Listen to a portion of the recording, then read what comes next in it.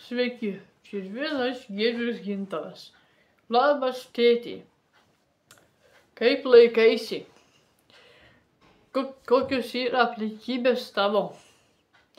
Ką būtent nori išgirsti, ar būtent ne? Ką norėtum pasakyti? Ką norėtum pagalvoti? Ką norėtum su tavim išspręsti problemas?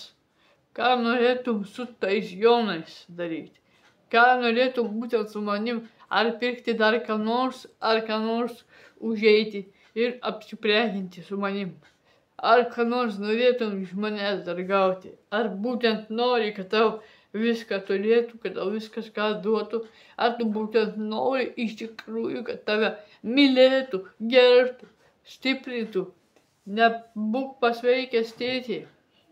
Būk pasveikęs, lauksiu tavęs iki šios dienos, kada atvažiuosi manęs aplankyti.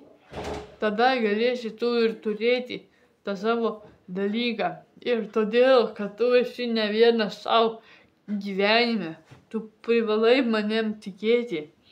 Tik tai tiek, kad tikėjimas tau duoda tikėti jiems, visiems. Ir todėl, kad niekas neturi ką pasakyti būtent. Tai būtent reikėtų labai džiaugiuosi, kad atvažiuos gal tėtis ir tada viską tau duos. Būtent tu juk ne nuo širdies, bet vis tiek tu turi duoti. Ne nuo širdies, bet nuo širdies tai ne tavo tėvas, o mano tėvas. Ir tu maišai su jo įdomis, todėl tu taip darai.